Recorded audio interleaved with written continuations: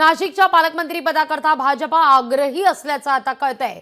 आगामी सिंहस्थ कुंभमेळा आणि स्थानिक स्वराज्य संस्थांच्या निवडणुका आहेत, त्यामुळे पालकमंत्रीपद भाजपा स्वतःकडे ठेवण्याची शक्यता दाट आहे। भाजपचे प्रदेश अध्यक्ष चंद्रशेखर बावनकुळे आणि गिरीश महाजन यांच्यात चर्चा झाली असून भाजपचं नेतृत्व महाजनांना पालकमंत्री बनवण्यावर ठाम असल्याचं सूत्रांकडून कळतंय। चंद्रशेखर बावनकुळेंनी तसं आश्वासन गिरीश महाजनांना दिल्याची सूत्रांची माहिती आहे। या सगळ्याविषयी अधिक माहिती घेऊया आपले प्रतिनिधी चेतन ननावरे यांच्याकडून। चेतन, काय अधिक माहिती या सगळ्या संदर्भात? मग जी स्थगिती देण्यात आलेली आहे ती केवळ तात्पुरता समजायची का? ध्वजारोहण महाजनच करणार का? निश्चितच या संदर्भातील शासन निर्णय जारी झालेला आहे की आता नाशिकचं पालकमंत्री पदाला जरी स्थगिती दिली असली तरी नाशिक जिल्ह्याचं ध्वजारोहण जे आहे ते स्वतः मंत्री गिरीश महाजन यांच्या हस्ते होणार आहे।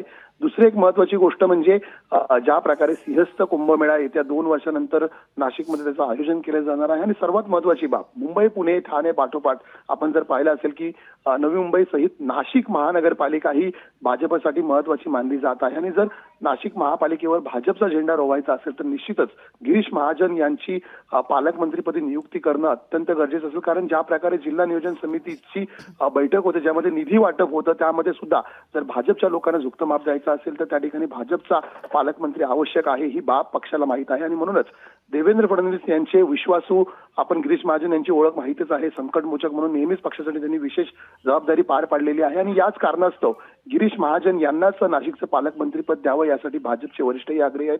काल चंद्रशेखर बावनकुळे आणि गिरीश महाजन यांच्यामध्ये चर्चा झाली त्यामध्ये सुद्धा बावनकुळे यांनी आश्वस्त केलं आहे की हे पालकमंत्रीपद गिरीश महाजन यांनीच भूषवावं लागणार आहे आणि म्हणूनच कुठेतरी आता एकनाथ शिंदे जरी आग्रही दिसत असले तरीही देवेंद्र फडणवीस दावोस दौऱ्यावरून आल्यानंतर या दोन्ही नेत्यांमध्ये चर्चा होईल आणि जवळपास पुन्हा एकदा गिरीश महाजन यांच्याकडेच हे पालकमंत्रीपद ठेवण्यात येईल।